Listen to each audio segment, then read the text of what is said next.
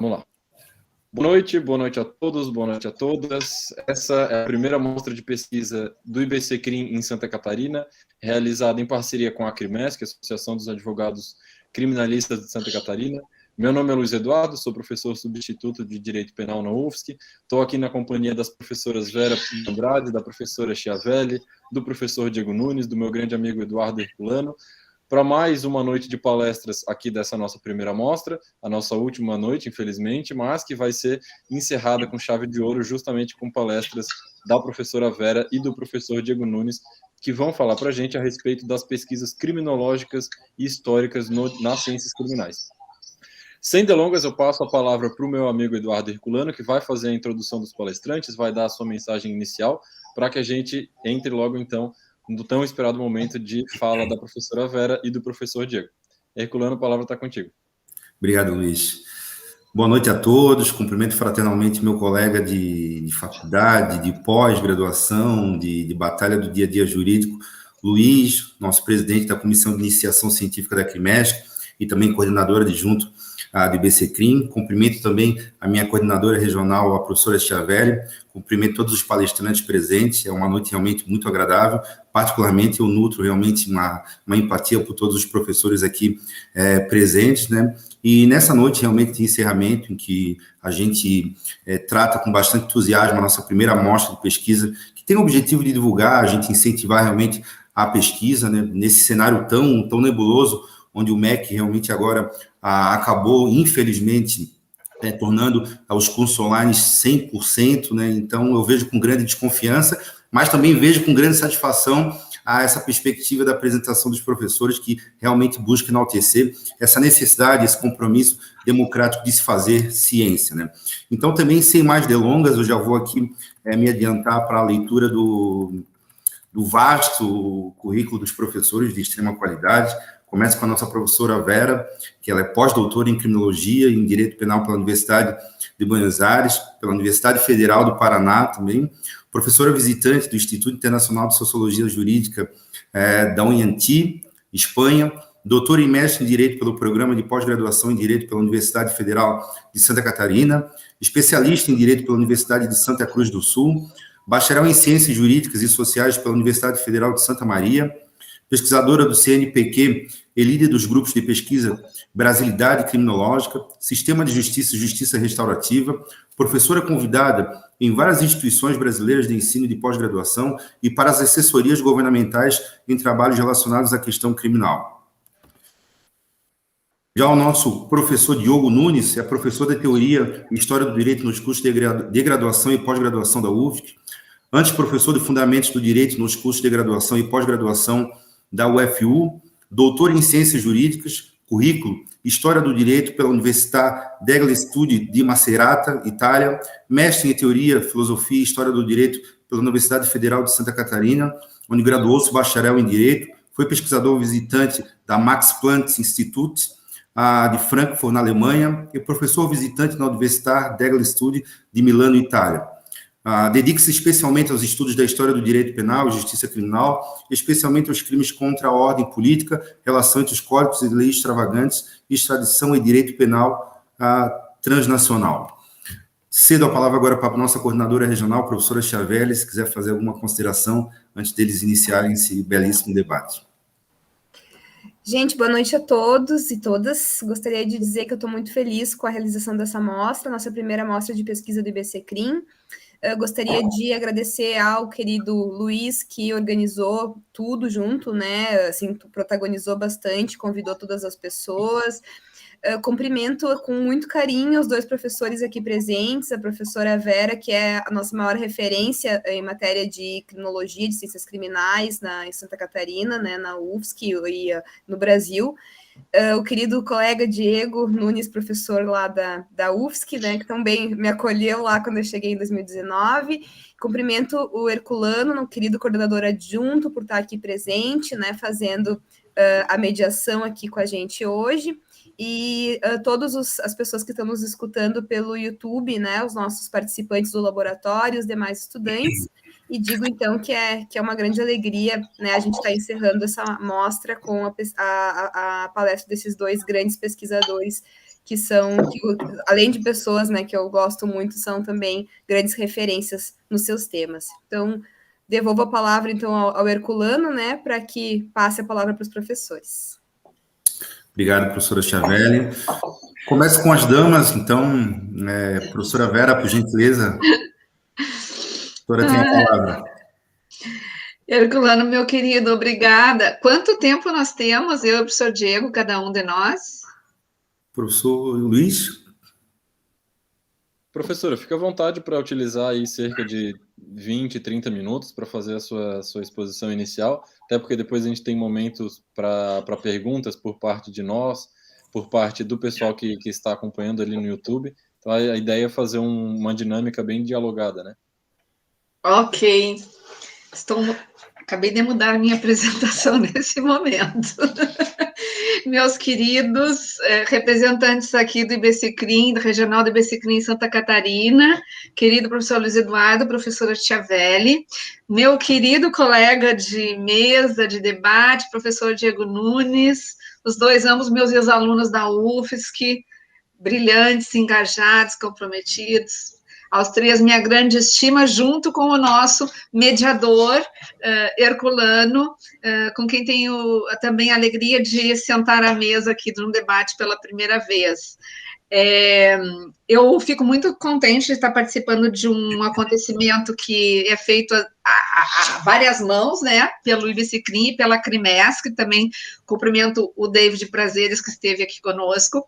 É um evento sobre pesquisa, já que, né, dediquei grande parte da minha vida à pesquisa, especialmente no campo da criminologia, na Universidade Federal de Santa Catarina, e é muito bom vir aqui trocar com vocês. A nossa experiência, né, e ouvi-los também quanto à experiência das pesquisas históricas, o professor Diego já tem um grande acúmulo na instituição, e passar isso para os nossos estudantes, para os nossos pesquisadores, e estimulá-los sempre que possível a seguir essa trajetória tão desafiadora, né, que é de ser um acadêmico, ser um pesquisador no Brasil, um país onde a gente tem um pouco apoio institucional, e acredito que grande parte de nós que nos mantemos na academia, escolhemos a academia como profissão, o fizemos por vocação e por um grande amor, né, por acreditar, por apostar nessa caminhada de que pesquisar e ajudar a construir sujeitos que possam tocar o mundo de uma maneira diferenciada, de entender melhor o mundo, de contribuir para transformar esse mundo, positivar esse mundo nas suas dores, nas suas violências. Então, acho que eu sou movida por esse ideal e, por isso, continuo trabalhando depois da minha aposentadoria e engajada na causa da academia, acreditando nas suas potencialidades, uma academia de qualidade, vindo aqui da instituição pública, né? Bom, eu tinha pensado em começar a minha fala fazendo uma rápida digressão sobre a própria nomenclatura que nós estamos utilizando hoje é ciências criminais, né? E para falar de pesquisas criminológicas, eu precisaria centrar o campo, inicialmente, do positivismo, da raiz positivista da criminologia, para passar a ampliação e o alargamento da criminologia no campo crítico, onde o objeto e as potencialidades de pesquisa vão se multiplicar e vão se tornar muito mais consequentes. Eu gostaria, então, de relembrar que não dá para falar de pesquisa, né, sem falar de epistemologia, porque toda definição de pesquisa no campo da criminologia ou em qualquer outro campo é sempre tributário de uma determinada visão de sociedade, de uma determinada visão de ciência, de conhecimento, que condicionam seus métodos, seus objetos, as suas definições. E não posso deixar de iniciar minha fala registrando que a grande epistemologia que moldou os conhecimentos no mundo ocidental e que tem grande impacto até hoje, é vigente no Brasil, é a epistemologia positivista e o seu modelo cientificista de conhecimento, né? O positivismo e o cientificismo significaram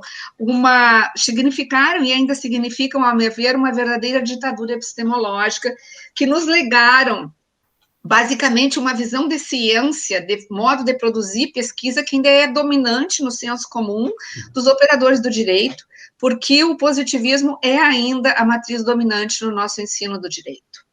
Então, a ideia do positivismo, de que só constitui conhecimento válido e verdadeiro, a ciência, né, o método experimental, a busca da verdade empiricamente comprovada, traz consigo o mito do pesquisador neutro e objetivo, o mito da neutralidade da ciência, o mito da objetividade científica, e apesar dessa epistemologia ter sido secularmente questionada, desconstruída, ela ainda está em vigor.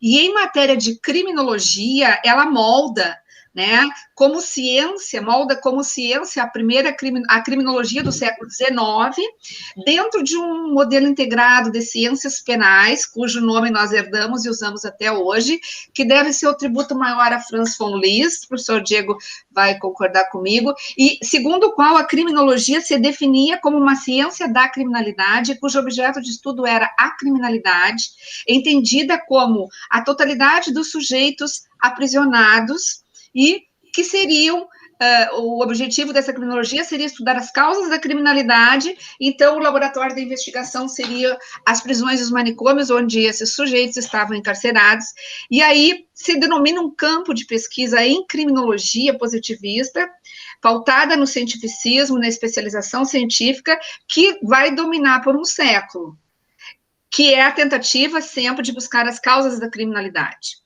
E entendendo criminalidade no sentido positivista como a totalidade dos homens, principalmente homens, adjetivados como criminosos, mas que, em verdade, eram desde já os criminalizados pela ação do sistema penal. Então, nesse sentido, até hoje vigora um modelo de pesquisa que busca entender causas da criminalidade, que vai usar o método experimental positivista e que vai aplicar esse método das mais diferentes maneiras, que vão desde a antropologia a diferentes formatos de sociologia, que vão num alargamento de causas, né, que vai desde as causas buscadas no sujeito, anomalias tipo lombrosianas, até causas buscadas no meio físico e social, nas subculturas, na estrutura da sociedade, enfim, atendendo às sociologias contemporâneas, tá? A criminologia, felizmente, essa criminologia, ela teve pouco impacto ela teve mais impacto nas faculdades de direito tradicionais do Brasil, mas ela não ganhou muito espaço como disciplina principal no ensino jurídico subsequente. Então, de alguma maneira, a criminologia sempre ocupou no ensino jurídico um espaço mais residual, porque essa criminologia, ela sempre foi disputada mais pela medicina, pela psiquiatria, pela medicina legal, pelos médicos, do que pelos juristas. O que os juristas disputaram foi a dogmática. Mas eu não vou falar da pesquisa em dogmática. Eu vou passar, então, para o registro 2. O meu primeiro registro, então, é que as pesquisas em criminologia, pesquisas segundo uma epistemologia positivista, são dominantes até hoje. Até hoje vigora o paradigma etiológico, que define a criminologia como busca das causas da criminalidade, e até hoje se pesquisam em pessoas buscando causas de criminalidade. Em pessoas, em fatores extra-individuais, em fatores sociais, em fatores físicos, como educação, como família, como emprego, status social, e até esse paradigma hoje está revitalizado com o poder das neurociências, né? Buscando, em muito, causas de criminalidades nas estruturas neuronais, nas estruturas cerebrais, com auxílio de exames e equipamentos mais sofisticados, de tomografia e etc. Certo? Nós vivemos um século sob o domínio desse tipo de pesquisa em criminologia, até o advento do criticismo em criminologia, que data da segunda metade do século XX, década de 60 em diante, com o advento e a superação do positivismo pelo um conjunto de críticas que tiveram o seu momento mais, digamos, significativo no construcionismo social. no construcionismo social. Acredito que em criminologia, a epistemologia que superou o positivismo, que deslocou o objeto de estudo da criminalidade para o controle social, que é o ponto que eu quero abordar, foi, primeiramente, a epistemologia do interacionismo simbólico, segundo a qual a realidade é uma construção social e a criminalidade também é uma construção social. Não é a ação de pessoas anômalas, não é a ação de pessoas deficitárias, não é a ação de pessoas que possam ser demarcadas por alguma anomalia anatômica ou fisiológica.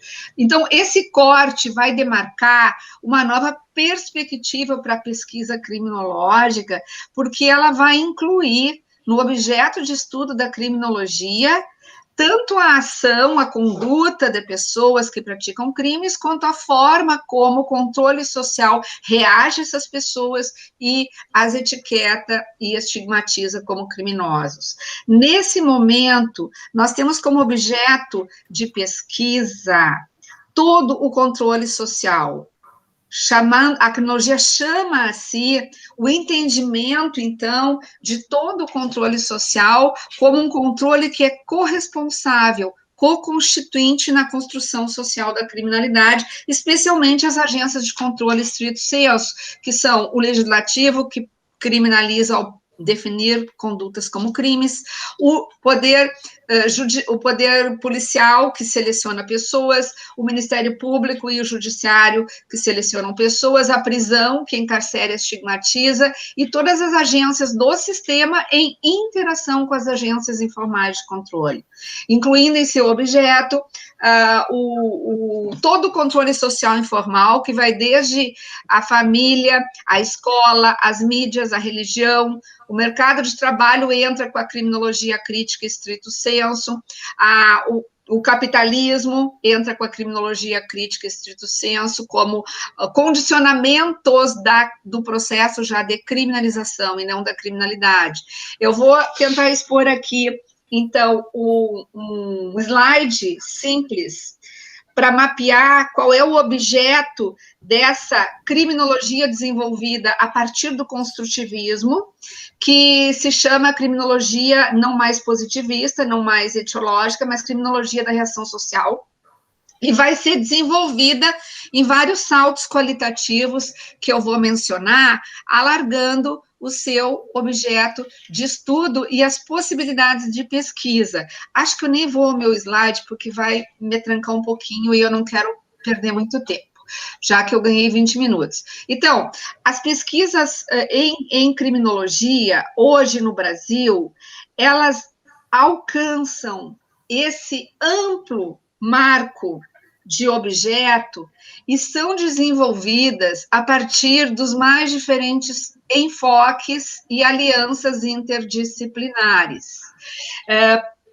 A compreensão do sistema penal, estudando cada uma e a totalidade das suas agências, a interação da criminalização elaborada pelo sistema penal com as agências de controle informal e a interação dessas agências com as estruturas sociais, seja o capitalismo, seja o patriarcado, seja o racismo. Então, nós percorremos um itinerário que vai do paradigma da reação social, que funda, né, uma criminologia focada no estudo do controle social. Nós passamos por um amadurecimento desse paradigma com a introdução do marxismo, do materialismo histórico e das análises que relacionam o estudo das agências desse sistema com a estrutura capitalista e o sistema de classes. Nós avançamos rumo ao estudo do sistema penal e sua relação com a estrutura patriarcal a partir dos estudos feministas, os vários feminismos, múltiplos feminismos com múltiplas matrizes. Nós avançamos no estudo da relação do processo de criminalização elaborado pelas agências do sistema penal com o racismo, com o colonialismo racista, isso é feito especialmente aqui no Brasil.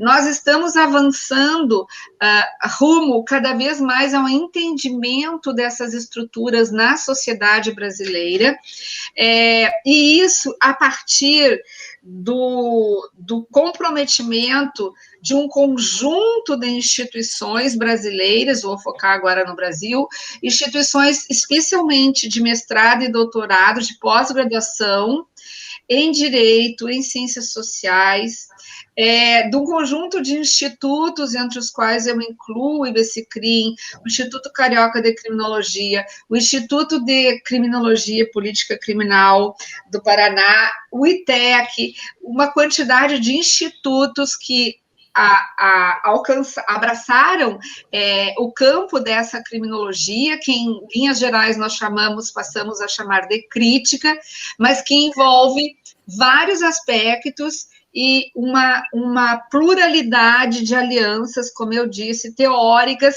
possibilitando que saiamos, então, do cerco positivista, do método experimental, que usa estatísticas, né, e dados de informação, bancos de dados acerca de criminosos e crimes, passamos a um acervo de pesquisa gigantesco, tanto micro quanto macro sociológicas, que levam em conta a história, a relação, a interdisciplinariedade com a história, utilizando a história e a historiografia, Diego, como suportes do criticismo, usando a antropologia e o método etnográfico de uma forma intensiva, usando as alianças com as diferentes sociologias e seus métodos quali e quantitativos, usando a linguística e a semiologia e as análises do discurso, análises de conteúdo, para trabalhar os discursos criminológicos de mídia, do judiciário, análise documental intensiva dos processos de criminalização, estudando os processos em nível de polícia, Ministério Público, Judiciário, Defensoria Pública, produção legislativa, né? A Chiavelli falou na produção legislativa dos processos de criminalização, as grandes estruturas, então, sociais brasileiras, e, recentemente, a criminologia avança muito em relação à questão racial no Brasil, o estudo do racismo como condicionante da criminalização, e o grande tema que ingressa nessa criminologia, especialmente pelas mãos latino-americanas, é o tema do genocídio, né? O tema do genocídio dos povos latinos, dos povos originários, dos povos afrodescendentes, pelas violências do sistema penal e de segurança pública. Eu acredito que o controle penal, o fato de nós termos hoje uma criminologia no Brasil que estuda controle penal como forma de reação que constrói criminalidade, é a raiz que entra definitivamente para esse campo, e do qual se enraizam múltiplos estudos, de maneira que nós temos uma polifacetada possibilidade de recortes de objetos, de cruzamentos interdisciplinares e de resultados criativos nesse campo, porque é gigantesca a potência, né, a fecundidade do marco teórico entreaberto em criminologia a partir do construtivismo e por dentro dele. E penso que no Brasil hoje, então, nós temos um campo criminológico extremamente potente em muitas instituições públicas brasileiras. Na Universidade Federal de Santa Catarina, ao longo da minha trajetória em criminologia, me dediquei a 6 linhas de pesquisa nas cadeiras de criminologia e políticas criminais, sistema de justiça penal e justiça restaurativa, que também acabei criando ao sair. Trabalhamos a recepção tanto da criminologia positivista quanto da criminologia crítica no Brasil, as suas recepções e traduções.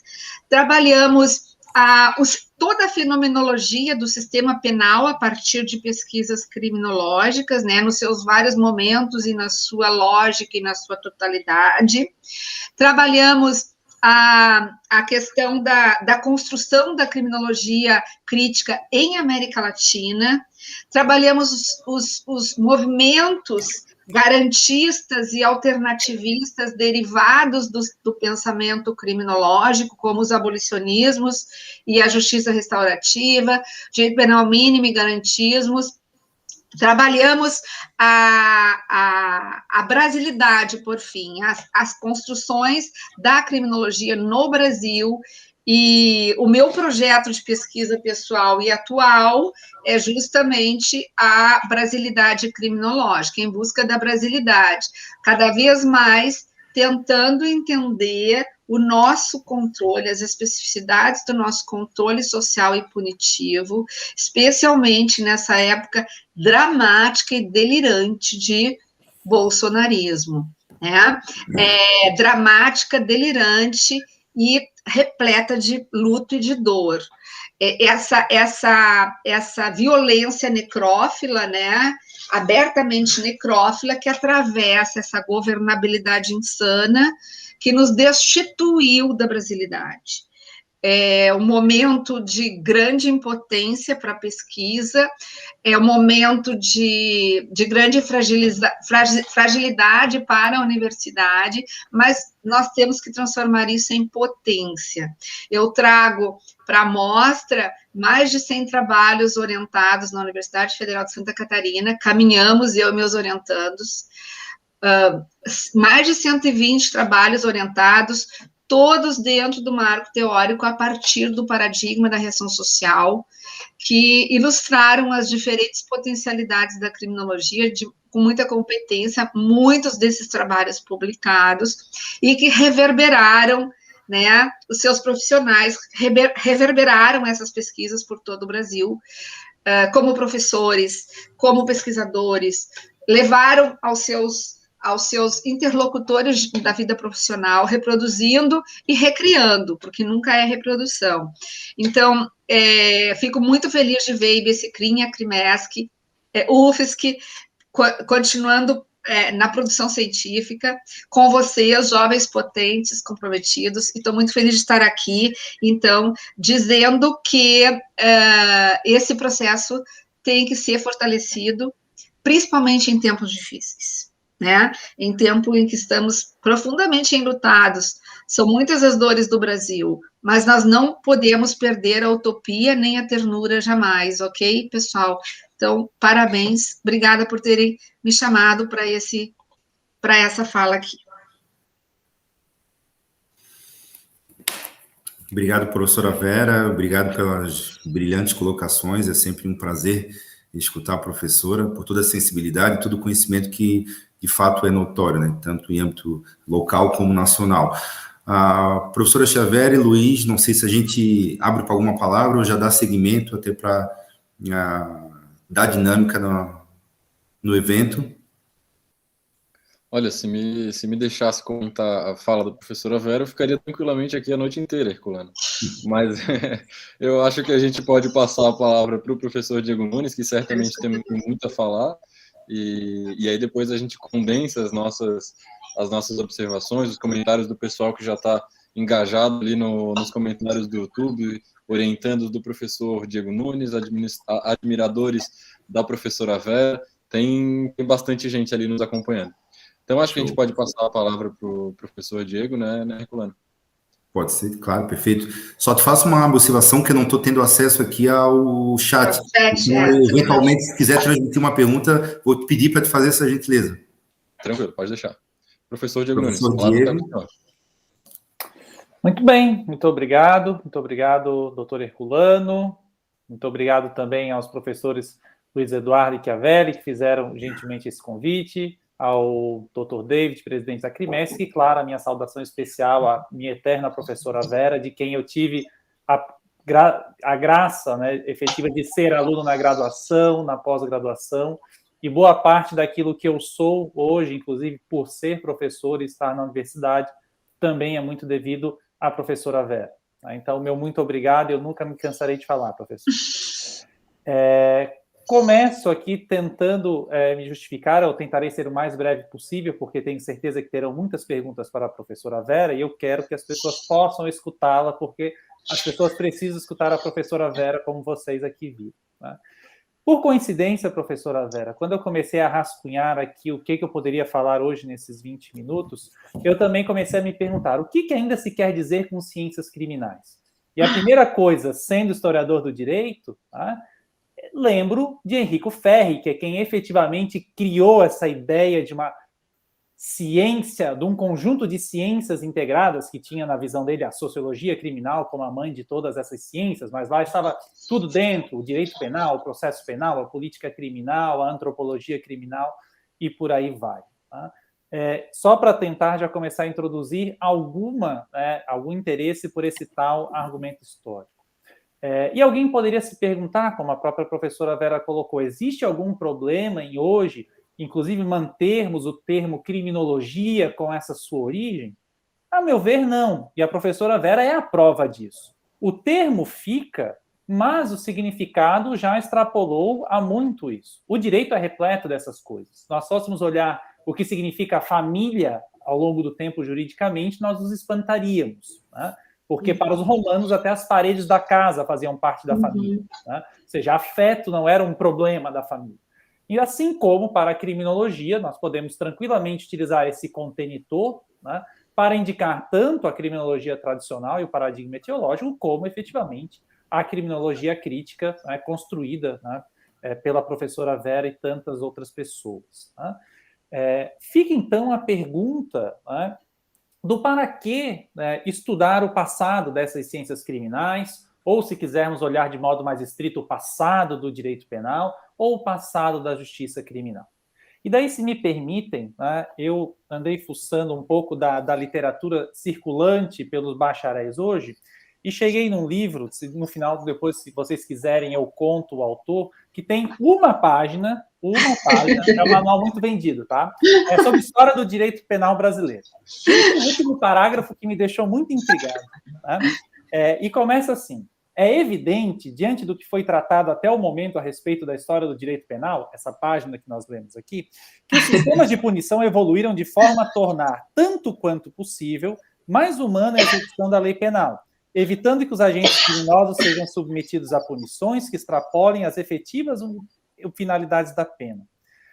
Bem, primeira coisa, né, quando ele vai colocar que a história do direito penal é uma história de leis, né, isso já é um grande problema. O direito é lei, especialmente o direito penal, há apenas, pasmem, 250 anos. Né? Quem efetivamente inaugurou isso em um discurso de manifesto e depois ganhou força foi com Beccaria mesmo. Então, falar de lei antes disso é muito complicado. E quando vamos falar de efetivas finalidades da pena, né, quais eram as efetivas finalidades da pena? Né? Havia alguma finalidade efetiva na pena? Né? Ainda hoje, né, seja no paradigma tradicional como nos paradigmas críticos, se discute bastante sobre isso, né? Mas, de fato, né, querer ver, né, essas penas, né, efetivamente como, né, uma solução para os nossos problemas, eu nem vou enfadar vocês com o que ele vai falar depois, com uma ode, né, ao controle social, né, nos deixa um pouco pasmos. Eu posso começar a dar algumas razões, né, porque eventualmente é importante estudar a história das ciências criminais, do direito penal, da justiça criminal. Tá? Primeiro porque, como eu acabei de falar, as coisas nem sempre foram como hoje são. Tá? É muito importante que nós nos permitamos ver e nos estranhar diante do diferente. Como eu falei, direito penal, como nós conhecemos hoje, é algo muito recente, advém do iluminismo, ainda que seja importante também perguntar se isso que nós construímos nos últimos 250 anos é efetivamente melhor do que determinadas experiências do passado. Provavelmente, as populações originárias do Brasil tendem a discordar. Eles provavelmente estavam melhores, né, com o seu sistema de justiça do que o sistema híbrido, né, do pior modo possível que lhes foi imposto depois. A separação entre direito penal e processo penal, inclusive, também é algo muito recente. Tradicionalmente, né, as regras acerca da punição eram uma decorrência do fazer justiça. O fazer justiça vinha em primeiro lugar. Essa inversão é algo muito moderno, onde nós predeterminamos o conteúdo da justiça nos códigos penais e depois simplesmente administramos a justiça, que é inclusive a linguagem dos códigos, quando nós aplicamos as penas. Então, isso também é uma linguagem muito moderna e que, como a professora Vera muito bem explicou, é uma decorrência do paradigma científico.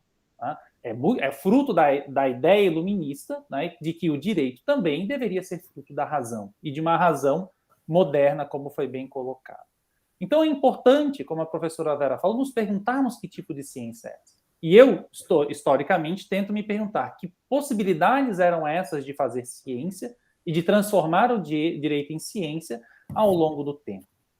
Uma segunda razão que também é importante pensar do porquê estudar a história das ciências criminais é importante é também para nós não fazermos a crítica pela crítica, para não fazermos críticas sem fundamentos, né? Para não falarmos, eventualmente, que as coisas sempre foram assim, porque isso também não resolve. Queremos, né, nos bancarmos de crítico para dizer que tudo sempre foi ruim e tudo sempre será ruim, e não pensarmos possibilidades de transformação, também não nos serve. Estamos condenados a ficarmos imobilizados historicamente no momento onde estamos hoje, né? Dado aquilo que a professora Vera falou no final da sua brilhante fala, eu espero que não. Nós precisamos passar desse momento. Tá? Um exemplo, né, bastante comum disso é acerca, né, do nosso tal passado inquisitório brasileiro. O que é o passado inquisitório brasileiro? Desde quando nós podemos efetivamente falar de passado inquisitório brasileiro? De que jeito? Tá? Efetivamente, o modelo de justiça que se aplicava na América Portuguesa, no Brasil colônia, era o inquisitorial? Ou efetivamente os meios de controle informal eram os predominantes? No Brasil imperial, né, que tinha todo o seu sistema de justiça criminal baseado, né, no júri e no modelo, pasmem, né, muito mais próximo de um acusatório puro do que nós possamos imaginar, e que daí sim, ao longo do século XIX, com várias reações, foram se inserindo os elementos inquisitoriais, paulatinamente também durante a Primeira República, para chegarmos daí sim, né, à construção de um modelo altamente repressor durante o Estado Novo brasileiro, e que é o modelo que até hoje nós herdamos, da onde vem a matriz dos nossos ainda vigentes Código Penal e de Processo Penal. Então, entender, né, de onde começar e fazer a crítica, talvez seja uma utilidade que o estudo das ciências criminais possa trazer. E, claro, né, isso acho que também é sempre importante falar, especialmente porque estamos aqui diante, né, de bacharéis, advogados e estudantes, a história não serve para mera erudição.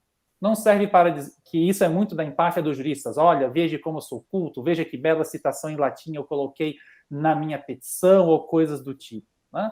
Para dar um exemplo bobo, né, do você sabia. Escola clássica não existe. Ou, se existe, é importante lembrar, também foi uma criação do Ferri. O Ferri, aliás, era um sujeito muito criativo. Quando ele inaugura a escola positiva, ele vai dizer o seguinte, olha, tudo aquilo que ficou atrás de mim nos últimos 150 anos são os clássicos. E clássico quer significar o antigo, que já passou. E ele é o portador do novo. Tá? Vocês sabem, o Ferri, ele assume a cátedra de Direito Penal depois da morte de Francesco Carrara, que era tido como, né, o grande máximo dos clássicos, né, na Universidade de Pisa. Então, para ele era importante se afirmar, né, e justamente deslocar o discurso que até então era predominante.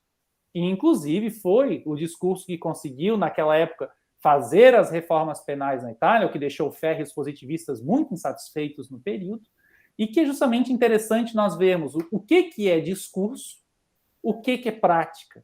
E a história, olhando com um pouquinho mais de atenção, talvez nos ajude a enxergar um pouquinho melhor. Dito isso, né, um segundo ponto da minha fala é tentar olhar essa pesquisa em ciências criminais e a história do direito penal a partir, né, puxando novamente um ponto que a professora Vera falou, daquilo que a criminologia está fazendo. As ciências criminais não são apenas a criminologia, mas a criminologia claramente, né, é protagonista nesse campo, justamente porque é ela quem consegue, justamente por ser, especialmente a partir do paradigma crítico, necessariamente interdisciplinar, tá? ela consegue ter um olhar amplo, né, sobre esses vários campos. Então, para mim, em particular, é interessante olhar que, apesar da criminologia ser tradicionalmente e, em alguma medida, ainda predominantemente sociológica, ela também é histórica. Tá? E acho que é importante falar isso porque são poucos, tá, em geral, os criminólogos que têm efetivamente formação histórica. Né? Por todos aqui, vou dar o exemplo da grande Vera Batista, né, companheiríssima da professora Vera Andrade, lá no Rio de Janeiro, que é uma grande criminóloga com formação em história. Né? Então, ela tem um olhar, né, que é diferente dos outros criminólogos em geral. E por isso recomendo bastante a leitura. Mas também façamos justiça, né? A professora Vera, especialmente, né, nos últimos anos ali na Federal, orientou uma série de dissertações de criminologia que buscavam construir a criminologia a partir da história. E daí lembro dos trabalhos da Camila, da Fernanda, do Luciano, que justamente passaram a ter esse olhar e o que, né, para quem é historiador do direito, fica muito satisfeito em ver também esse avanço, né, da nova geração da criminologia, aproveitando-se, né, daquilo que a construção historiográfica pode trazer. Tá?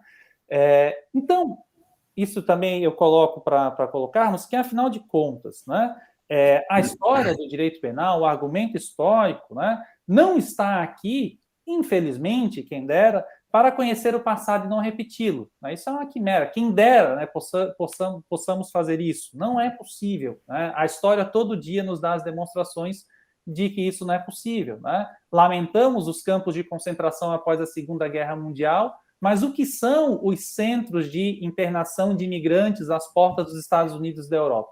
Se não campos de concentração com outros nomes. Tá? Futuramente estaremos fazendo a história dessas infâmias. Tá? Mas hoje, tá, a gente, infelizmente, chora, né, ao ver que estamos repetindo. A história, ao fim e ao cabo, eu fico com a imagem do professor Pedro Costa, ela é um labirinto. Tá? Ela é um labirinto pelo qual nós nos movemos. Nós sabemos que ali é um labirinto, mas como um labirinto, a gente nunca sabe aonde efetivamente está a próxima saída ou o próximo beco. Tá? Então, por isso que talvez a história seja menos útil e mais importante. Porque apesar de efetivamente não ter o guia preciso para onde nós iremos, ela, através do instrumento da comparação que o passado proporciona, nos dá algumas possibilidades de avançar. Fica a pergunta: como podemos, então, fazer uma história das ciências criminais, uma história do direito penal? Tá? Primeiro ponto, respeitar a autonomia do passado. O passado deve ser olhado com os olhos do passado. Não podemos impor os nossos julgamentos. Um exemplo clássico disso é quando nós olhamos para o mundo pré-moderno com os olhos da legalidade. Os olhos da legalidade pouco ou nada trarão de útil para nós enxergarmos o mundo antigo. E é justamente olharmos, né, a contrapelo, vendo aquilo que para nós é necessariamente arbitrário, como o campo onde nós podemos tentar entender os modos e a racionalidade daquele período. Né? Aquilo que alguns autores, né, da chamada nova história vão chamar das mentalidades. Né? E, além disso, é importante olharmos para além dos grandes eventos. Né? As ordenações filipinas, a Inconfidência Mineira, né? São eventos que marcam, né? São eventos que são focos importantes da nossa atenção, mas não é ali, geralmente, que está o centro das nossas atenções. Porque se nós olharmos apenas o Tiradentes enforcado e esquartejado, nós não vamos entender a história da repressão política no Brasil colônia. Mas nós vamos entender justamente com todos os outros que foram ou degredados para a África, ou eventualmente, como Joaquim Silveira dos Reis, que fez, né, uma delação, ou eventualmente, se nós olharmos, então foram degredados para a África? Foram mesmo? Um barco efetivamente os levou para lá ou apenas ficou escrito nos papéis que eles foram condenados a isso? Então, é nesse sentido que nós precisamos olhar um pouco as práticas, o cotidiano, para que nós possamos ultrapassar essa visão episódica das coisas. Tá? Terceiro ponto, fontes, documentos de época. E documentos no sentido mais amplo possível, não apenas os papéis, mas as vozes que ficaram, os monumentos que hoje estamos discutindo tanto, todos eles são resquícios do passado que nos ajudam, de alguma forma, remontar contextos. Nunca será um quebra-cabeça perfeito, sempre será um mosaico com algumas imperfeições, mas se a gente consegue regular a distância, a gente consegue enxergar alguma coisa. O mosaico de perto é apenas um monte de pedrinhas brilhantes. Se você vai para muito longe, é apenas um borrão. Existe uma distância onde você consegue enxergar alguma coisa. A história é um pouco isso a partir do trabalho do historiador. Então, doutrina, jurisprudência, legislação, óbvio, mas os jornais, os arquivos, a história oral, tudo aquilo que a gente tem como arrecadar, os artefatos, né, os grilhões, os anjinhos da época da escravidão, todos eles são documentos históricos fundamentais.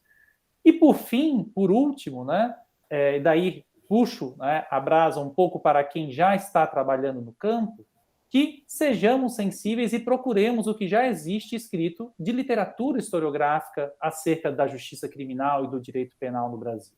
Né? Porque se, por exemplo, forem perguntar para mim, né, o que diz o Código de Hammurabi sobre o direito penal, eu pouco saberei dizer além da lei do Talião, como todos vocês. Né? Mas, provavelmente, sobre repressão política no Estado Novo, talvez eu diga alguma coisa. Passei os últimos 10 anos escrevendo sobre isso. Se é bom, se é ruim, eu não sei, mas alguma coisa eu já descobri. Ou seja, né, olhemos para aquilo que as pessoas efetivamente se dedicaram a fazer. E no Brasil a gente tem bastante gente fazendo muita coisa interessante. Tá? Então, vale a pena olhar, tem bastante gente interagindo no campo da história do direito, na história do direito penal, do processo penal, das ciências criminais, e creio que a gente possa, especialmente os penalistas, os processualistas, mas também os criminólogos, usufruir um pouco dessa literatura que no Brasil é jovem, mas muito interessante, para que a gente possa ter um modelo mais integrado. E encerro a minha fala, porque a gente precisa escutar as perguntas e respostas à professora Vera, obviamente, né? Tentando justamente falar um pouquinho acerca, né, um manifesto em favor a uma história do penal, né? Aquilo que o historiador do direito italiano Marius Brickley chamava o penal, né? E que de alguma forma dialoga muito, por exemplo, com a concepção latino-americana do Zaffaroni sobre as agências penais, né? E daí me permito uma brevíssima leitura do que é essa história penal, né? A história penal é um campo que compreende a história do direito penal, mas não se exaure nele, porque no penal não há somente o direito. Existem as normas, que são algo diferente, talvez muito diferente. Existem as conexões com a sociedade, os valores, os interesses, as razões de alarme, as relações com o Estado, a relação entre ordem e garantia. Existe o controle social, que não é direito nem legislação, não é sanção nem sancionado, mas tem uma importância extraordinária. Além disso, malgrado tenhamos sido habituados a pensar a partir do pressuposto segundo o qual o penal é algo unidimensional, determinado por sua derivação integralmente estatal, a história do penal é, na verdade, a história de uma pluralidade articulada. E o que é essa pluralidade? E daí prometo que já estou encerrando. O privilégio da obra doutrinal e o papel dos juristas, os sistemas normativos diversos pelo penal, a legislação, a criminalidade presente, a praxis judiciária, a processualidade do direito penal, ou melhor, o entrelaçamento por muito tempo insolúvel entre a dimensão prática do enforcement e o desenvolvimento dos princípios substanciais. A constante adequação do penal à constituição material de cada sociedade. A presença crucial da política na conformação dos sistemas penais e no uso do penal por parte dos poderes públicos, com o penal mostrando uma natural e fortíssima propensão a assimilar-se com as fases políticas e com o momento ideológico de cada fase diversa. Em última instância, com as sensibilidades, as culturas, as visões éticas e com a ideia de civilização que as sociedades elaboram e depois buscam a realizar. Por fim, né, tentando olhar de modo muito amplo, né, essa história, né, também se utilizando de uma metáfora bastante ousada, o mesmo Marius Brickley vai dizer que a história do penal, né, é uma história, uma longa história de tentativas da civilização de fuga da vingança. Mas, é claro, essa sempre foi uma tarefa de grande monta e, por isso, nada fácil, nada linear e nada evolutiva no seu modo de construir. Tá? E daí, com essa série de questões, né, eu encerro a minha fala, esperando que, eventualmente, talvez, aí na futura mostra de trabalhos do IBCCRIM, que vai sair dessa jornada, quem sabe a gente tenha uma ou duas pessoas que se interessem por fazer uma pesquisa historiográfica. Era isso, muito obrigado. Já ficou aí a salva de palmas, professor, para os dois, né? Para o professor Diego, para a professora Vera, cujas falas complementam uma a outra. É simplesmente sensacional ouvir-nos falar.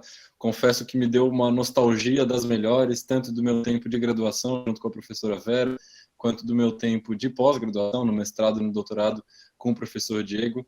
Confesso que estou com saudade das aulas dos professores, por quem nutro um afeto muito respeitoso, e é uma oportunidade realmente muito legal, assim, muito ímpar de tê-los aqui conosco, ainda que virtualmente, mas é uma reunião, acredito, muito afetuosa entre todos nós.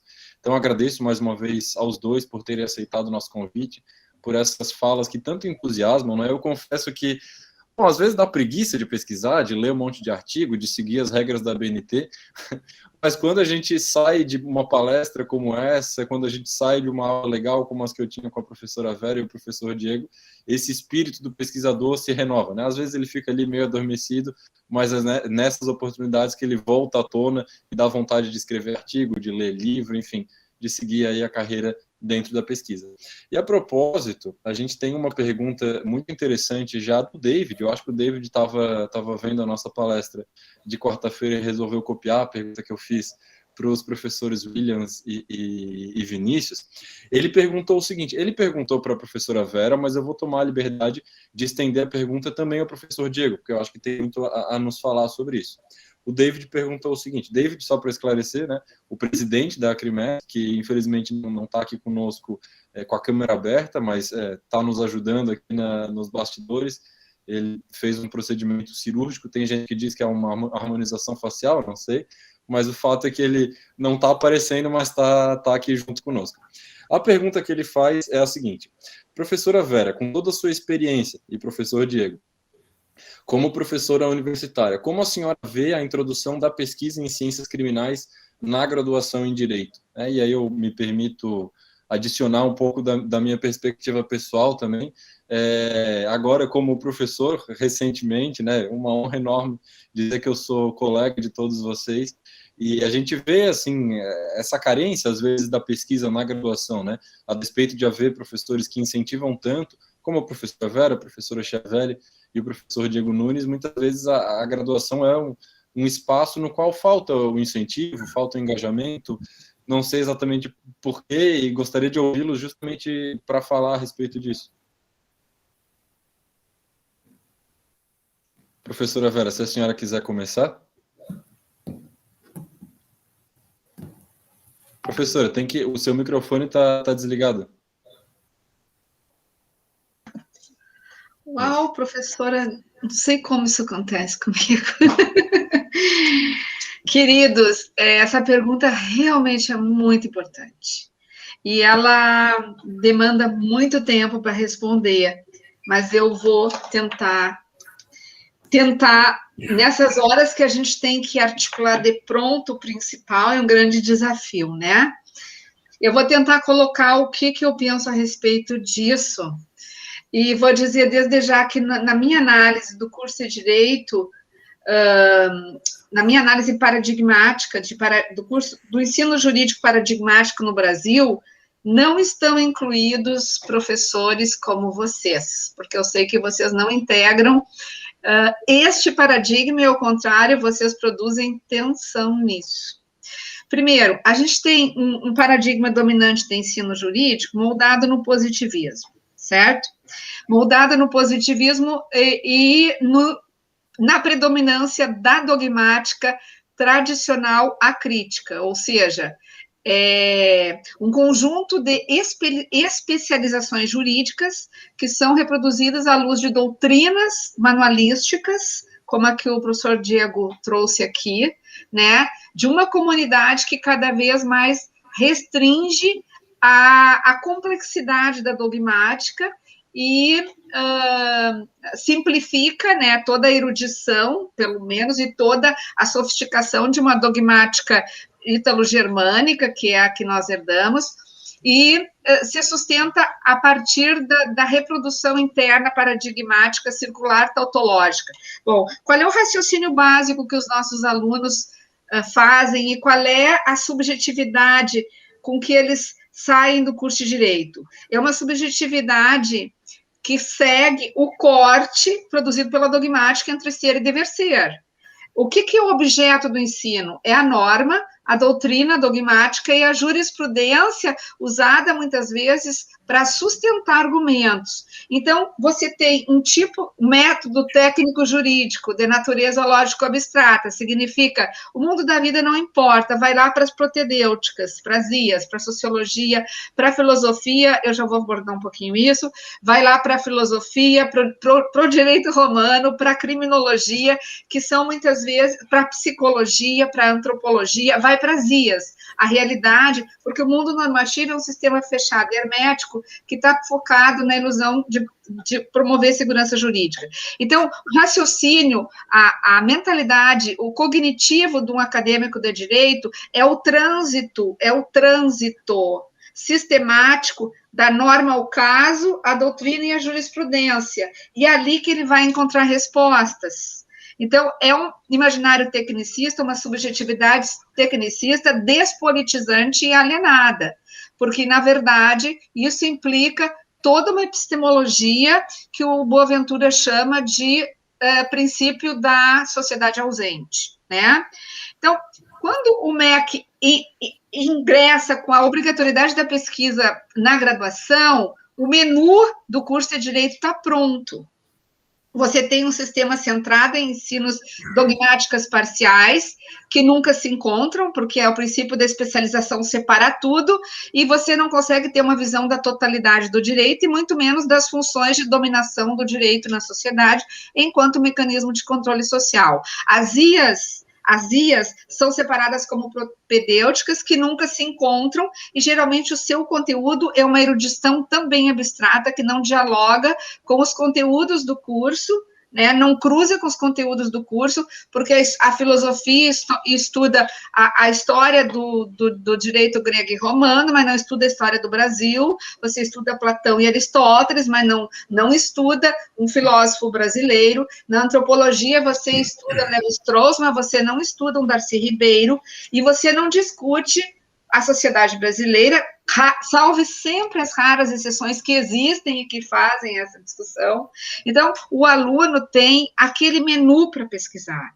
E reforçando esse caráter problemático de especialização acrítica, de positivismo, de tecnicismo, você tem geralmente uma cadeira de metodologia da pesquisa que é muito simplificadora, que é também reprodutora do modelo positivista de fazer ciência, ou seja, te explica o modelito de um trabalho científico e te põe o aluno naquela indecisão se ele vai usar o método indutivo ou dedutivo. Eu passei anos na universidade assistindo esse dilema dos meus alunos. Mas, professora, eu vou usar o método indutivo ou dedutivo.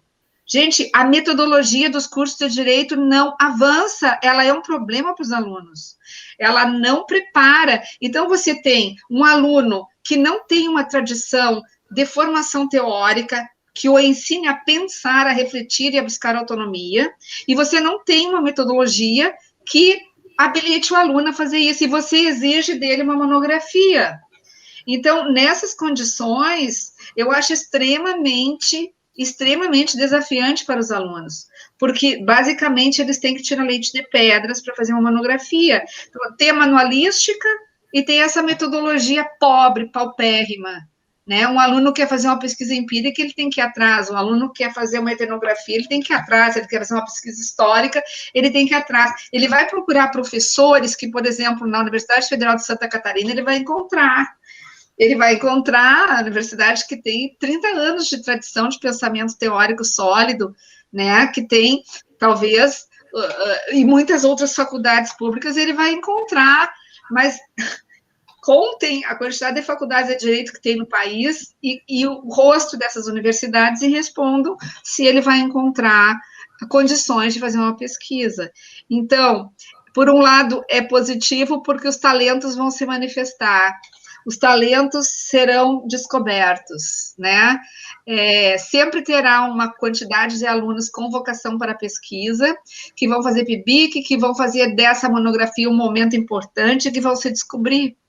Mas para a grande maioria é um tormento, e vão sair aquelas pesquisas manualísticas, a imagem e semelhança do curso que os molda. Como diz o Saulo de Carvalho, até estou com esse livro do Saulo aqui, que eu indico para todo acadêmico, como não se faz um trabalho de conclusão. Eu estou Ele diz isso, os trabalhos de graduação acabam ou em revisão bibliográfica ou em revisão de dados, são relatórios, não são nem monografias.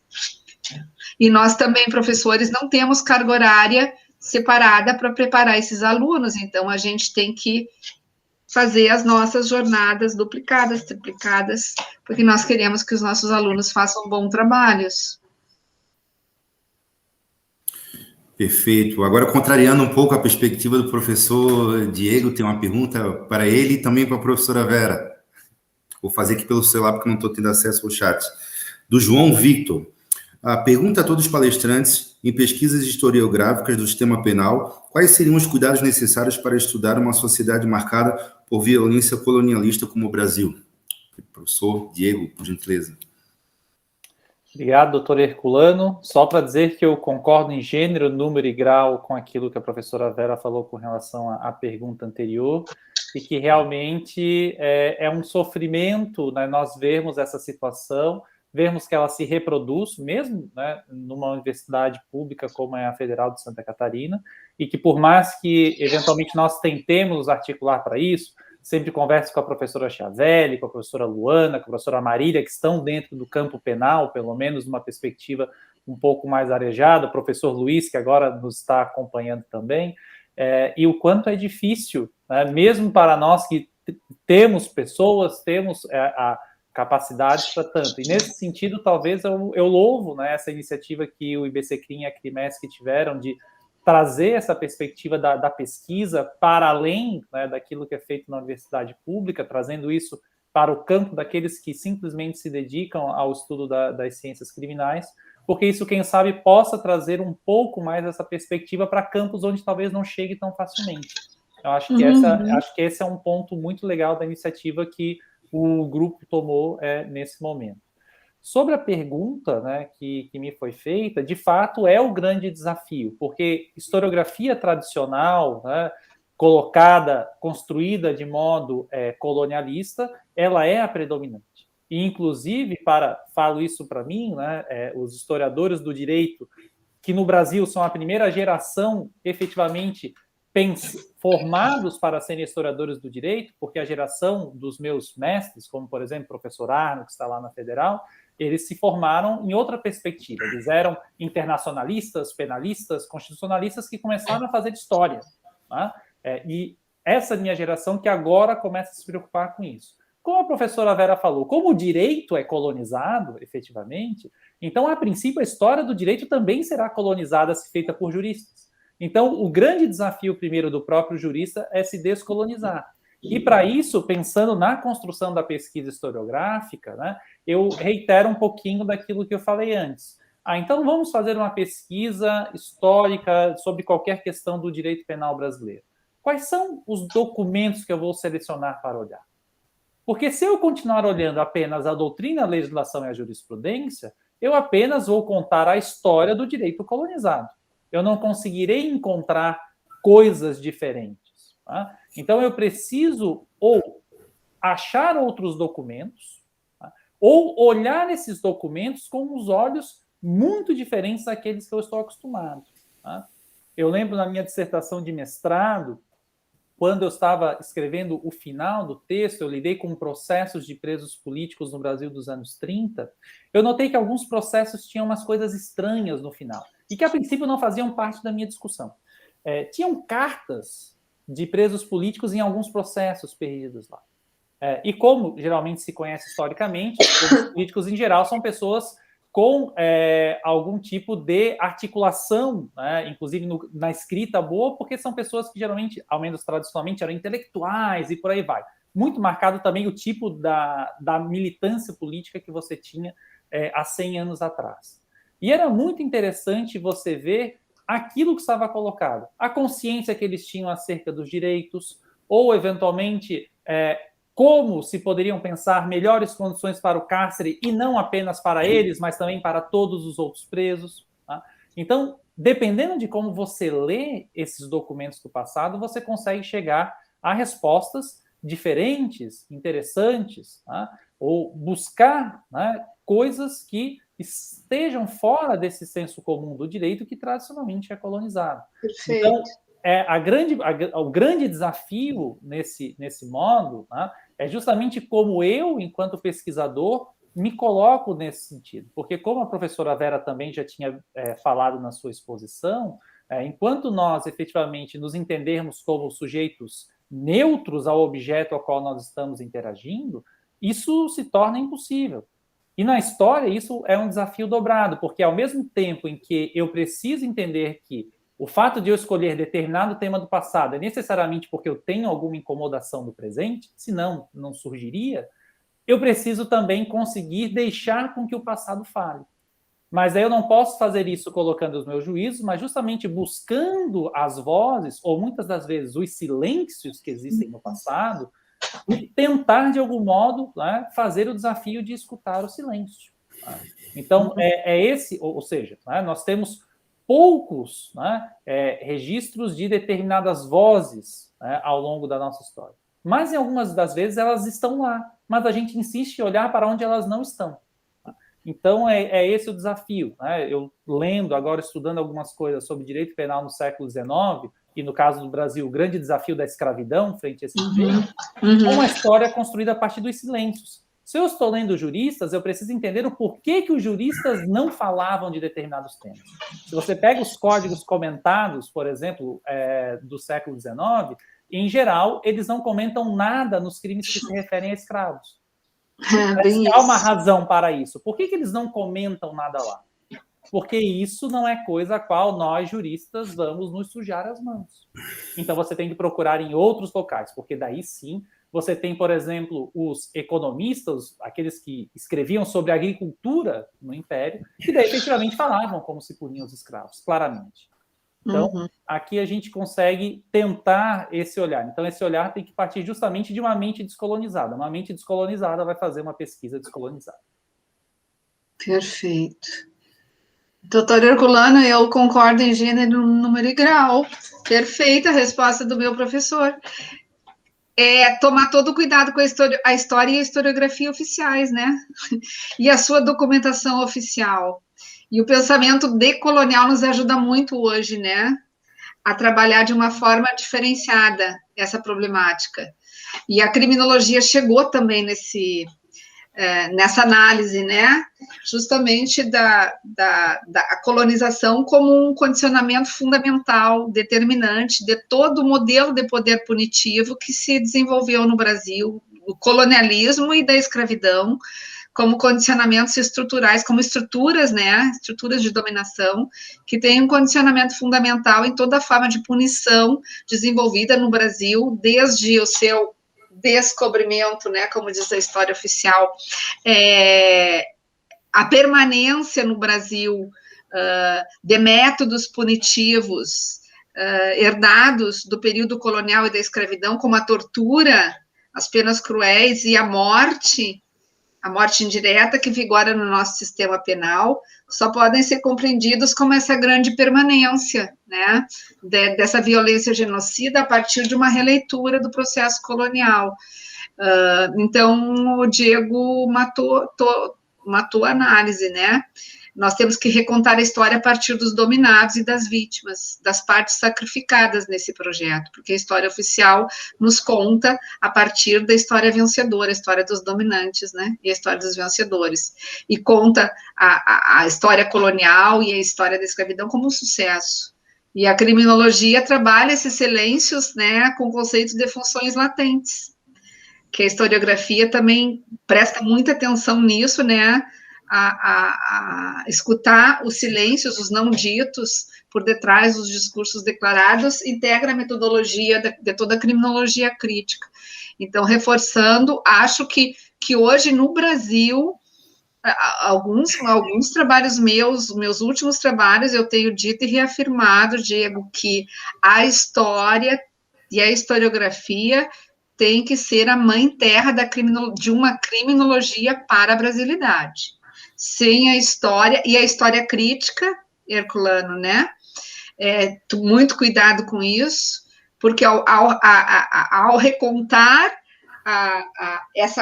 o controle social no Brasil, a criminologia tem que lançar mão da história como uma grande bússola, mas não só como uma história que é dada, né? Ela, com seus métodos, ela também vai relendo essa história e ajudando a ressignificar essa história a partir da ótica das vítimas, a partir dos dominados, a partir das metades sacrificadas no projeto colonial. E está bem claro quem são os sacrificados, né, hoje. Sim, basta ver, professora Vera, desculpa interromper novamente para o doutor Herculano. Eu já concluí. Não, só porque eu queria acrescentar uma coisinha que a professora Vera colocou. Basta nós vermos atualmente a disputa pelas narrativas em torno da ditadura militar, que é um evento bastante recente. Né? Para a gente não falar do passado, da escravidão, do colonialismo, basta nós pensarmos num passado muito recente e a disputa das narrativas em torno dela. Nós estamos ainda disputando pela construção de o que foi efetivamente que nós vivemos há 20 anos atrás, onde basicamente boa parte das pessoas estão vivas ainda, e estavam lá e têm os seus olhos e as bocas para contar para nós hoje. Imagina o desafio que é fazer isso com algo que se passou 100, 200, 500 anos. E aí surge o negacionismo, justamente porque a história está sendo recontada da perspectiva das vítimas, né? Das metades sacrificadas, das metades mortas. Então, surge o negacionismo como uma reação. É uma forma de reação à narrativa da dominação, do ponto de vista da dominação, né? Perfeito. Tanto a professora Vera como o professor Diego acabaram adentrando numa pergunta que o Luiz iria fazer, que é como os criminosos acabam lidando realmente com a questão desse governo negacionista, né? E, inevitavelmente, hoje a gente enxerga isso, só vem à tona o que é peculiar ao governo. As histórias que realmente vão dar um norte para a gente rechaçar eventuais práticas, elas são realmente recriminadas, varridas para debaixo do tapete. Virei questão da ditadura, questão de racismo e aí por diante, né? Só é trazido à tona aquilo que lhe aprovém, aquilo que realmente conta a história, que faz com que o passado ajude a tentar realmente fazer uma sociedade diferente, realmente é exterminado. É realmente um juízo de extermínio, concordo? E até na linha disso que tu falaste, Herculano, é muito sintomático, por exemplo, e a gente já desenvolveu uma grande conversa a respeito disso, né, professor Diego, que a Lei de Segurança Nacional esteja voltando à tona com muita força, né? Acho que isso é muito emblemático a respeito do momento que a gente tem vivido, né? O professor Diego acabou de referenciar a ditadura militar, da qual supostamente saímos há algumas décadas, mas aparentemente há uma permanente volta à ditadura militar, e acho que essa volta, né, esse reaparecimento da Lei de Segurança Nacional é muito sintomático a respeito desse momento que a gente vive.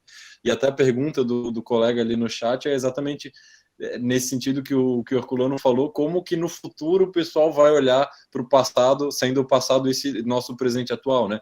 Como que os historiadores daqui a 20, 30 anos, os criminólogos daqui a 20, 30 anos, vão olhar para o Brasil de 2019 até 2022, esperamos, e como que eles vão ver isso? Claro que é um exercício impossível, talvez, ou uma conjectura meio vaga, mas é um exercício curioso também, né? Como que esse momento atual vai ser visto lá na frente, né?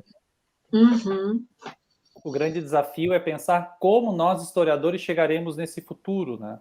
Se nós, historiadores, chegaremos nesse futuro ainda com a verve necessária para contar a história, né, e fazer o esforço historiográfico de construí-la adequadamente. E depende muito da formação dessas novas gerações. E, de fato, né, daí isso posso compartilhar com o professor Luiz, com a professora Chiavelli, é importante nós olharmos para os alunos que estão hoje na Faculdade de Direito, que são, né, em boa parte, o nosso público aqui hoje. Então, são vocês que, efetivamente, futuramente, quando, eventualmente, alguns façam pesquisas em história do direito penal, é que vão poder contar daqui a 50 anos como foi os dias de hoje. Então, o grande desafio é como vocês estão se formando e como vocês pretendem seguir na formação de vocês para saber que tipos de histórias poderão ser contadas. Porque se vocês se fecharem na formação tradicional que a professora Vera narrou e que é o cardápio principal que as faculdades de Direito oferecem, nós estaremos fadados a, não talvez necessariamente sermos negacionistas, mas talvez sermos omissos, né? E isso, da mesma forma, é pernicioso. E isso envolve uma escolha ética também, né? Envolve nós temos capacidade de resguardar a academia no seu sentido de academia, de um lugar de produção de autonomia, de conhecimento, e incluir a capacidade que as nossas gerações têm de resguardar a democracia, né? E esses dois desafios, e daí talvez a pesquisa, que a gente entende que tem um espaço limitado no curso de Direito, seja o grande espaço de autonomia que está resguardado aos estudantes, porque é através da pesquisa, é através da produção de conhecimento com autonomia e com cânones potentes que tu constrói um caminho de conhecimento rigoroso da realidade, de conhecimento sem ilusões, de conhecimento desideologizado, desalienante, né? Capaz de não criar sujeitos com esse tipo de militância genocida sem o menor complexo de culpa. Perfeito. Professora Chiavelli, quer fazer alguma observação, alguma pergunta, para a gente se encaminhar talvez para a última pergunta e finalizar? Não, assim, eu tô só escutando, gente, porque para mim é muito legal, assim, eu que vim mais da área da dogmática, né, é uma dogmática crítica, eu fui orientanda de TCC do professor Salo. Vera, se você olhar ali nos agradecimentos, tá o meu nomezinho. Eu vi o teu nomezinho aqui, eu vi! Eu era orientanda dele. Eu vi que tu te conhecia ali. Ele fazia as reuniões da gente de TCC e foi, assim, uma experiência fantástica. E hoje eu convivo muito com a Marília na UFSC e ela pega muito no meu pé por causa da dogmática, que ela diz que a dogmática é circular. E para mim estar nessa mesa, né, escutando a professora Vera, o professor Diego e outras perspectivas. E hoje, né, que eu tenho trabalhado mais, eu acabei me afastando um pouco da dogmática. Na verdade, não me afastei da dogmática, eu tenho trabalhado com política legislativa, e a dogmática faz parte da política legislativa, mas ela na verdade, ela é uma das racionalidades. A gente trabalha mais com dogmática, mas a gente se dá conta que tem N debates para se fazer nesse âmbito, e todos esses pontos, né, que eu escuto os professores falar, principalmente o que a professora Vera falou no começo, do isolamento de disciplinas metodológicas e epistemológicas, de como isso atrapalha a pesquisa, até para a gente, né? Assim, eu lembro quando eu comecei, quando fiz mestrado, quando fiz doutorado, como foi difícil repensar a metodologia, né? E eu acredito que hoje os alunos ainda enfrentem muito essa questão. E uma observação que eu gostaria de fazer, que muitas vezes até os professores, eu já dei aula na universidade privada, muitas vezes na universidade privada o professor não tem hora nenhuma de pesquisa, né, e de extensão. Ele tem só hora de ensino, às vezes nem de preparo das aulas. Então, assim, a gente ainda na federal, né, a gente ainda consegue, né, fazer um grupo de estudo, a gente ainda tem horas para se dedicar ao nosso projeto de pesquisa, mas às vezes em algumas universidades privadas, o professor nem tem como ter um projeto de pesquisa. Então esses alunos, eles ficam ainda mais distantes de poder fazer iniciação científica, né, ter essa disponibilidade. E essa cultura manualesca que o professor Diego citou, eu acho que hoje é muito incentivada por essa questão também de concurso público, de tudo isso, e aí é tudo resumido, esquematizado, diminuído, né, acrítico. Né? Eu lembro muito do professor Salo, porque foi o meu orientador de TCC, um dia que ele recebeu um e-mail pedindo para ele se não tinha um resumão do manual dele de anticriminologia, e ele ficou muito irritado, porque eu acho que é tudo, né, todo o contrário, né, da linha de raciocínio dele no trabalho. Então, para mim conseguir, né, a gente conseguir, né, coletivamente na nossa equipe, fazer esse espaço, essa mostra de pesquisa para trabalhar esses temas, ter essas pessoas que são referências, sem nenhum interesse que não seja a pesquisa, né, a crítica do direito penal, das ciências criminais, da sociedade, do contexto, triste contexto político que a gente tem vivido atualmente no Brasil.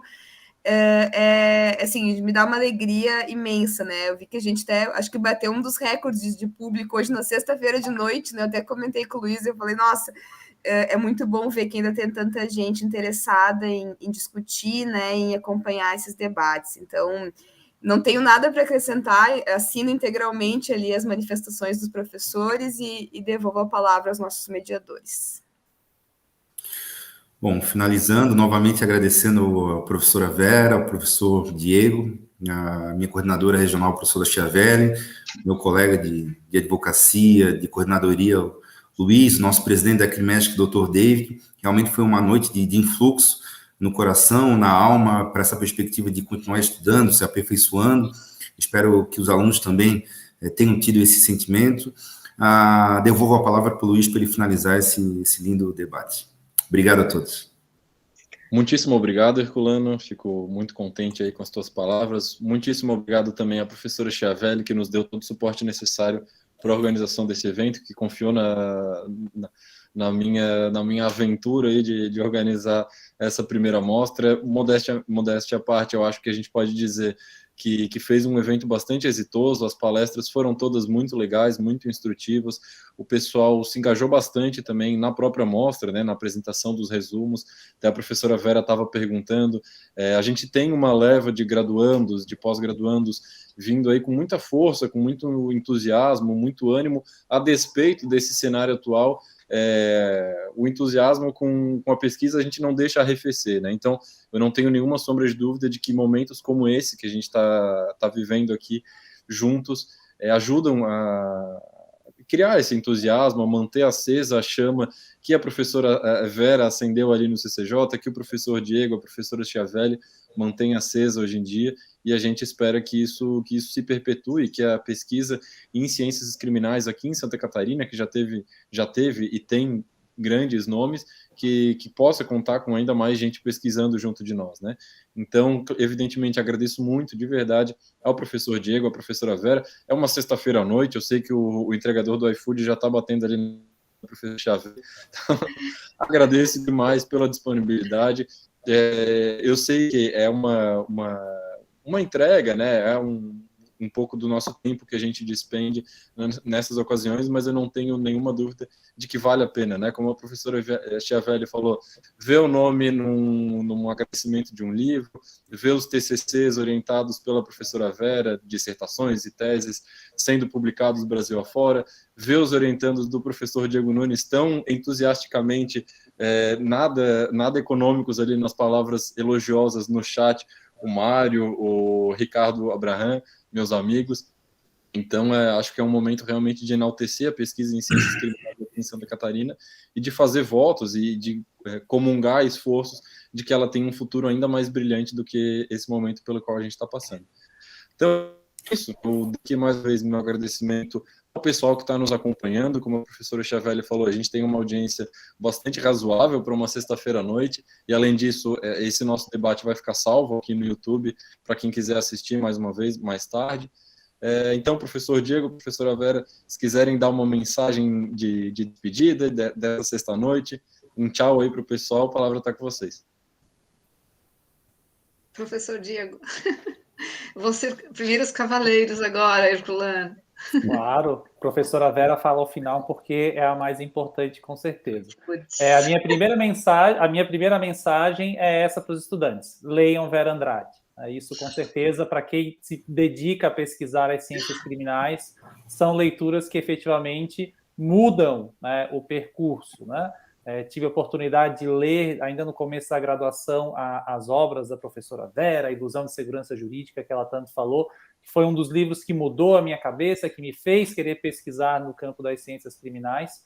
Então, são essas coisas que efetivamente fazem valer a pena. Então, da minha parte, eu tenho muito a agradecer à organização do evento, né?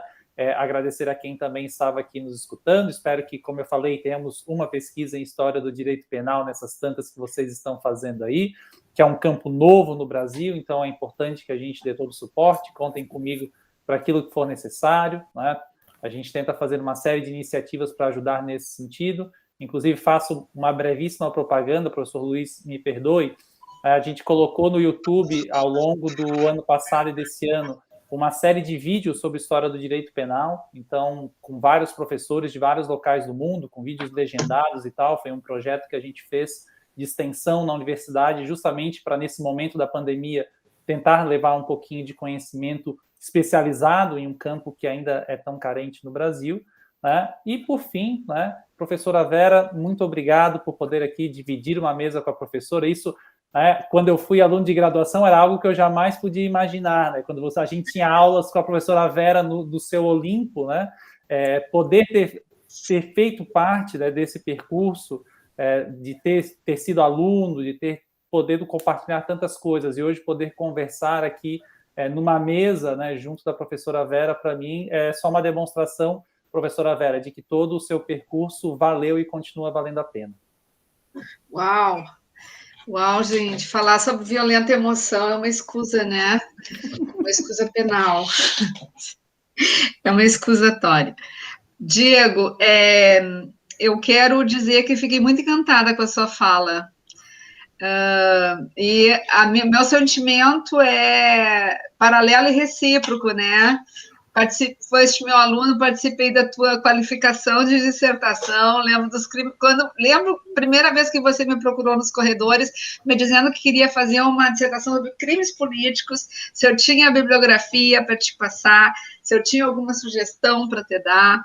Participei da tua qualificação e te vejo hoje aqui como uma grande referência, né? Na história e na historiografia, com uma análise extremamente qualificada e pertinente para esse momento, e isso me encheu de alegria.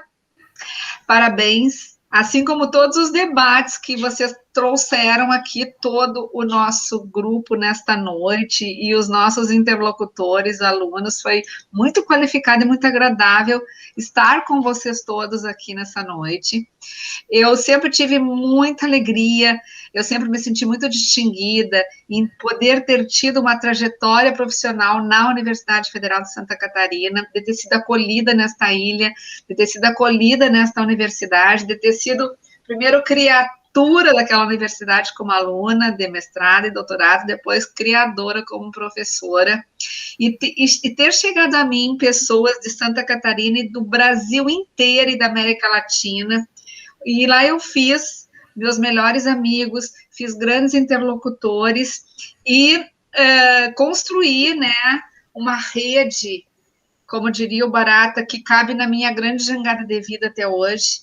E cada vez que eu sou chamada para esses encontros, ainda que eu tenha muitas coisas para fazer, eu sempre priorizo, porque para mim é um compromisso que eu carrego, para além mar, vou carregar, acho que para toda a minha existência, de ver vocês com esse mesmo compromisso, né, nesse universo tão importante que é a Universidade Pública Brasileira, tão privilegiado e de tanto alcance, ver pessoas como vocês, competentes, qualificadas, comprometidas, e formando os nossos jovens, né, levando adiante o sonho de que essa academia não morrerá.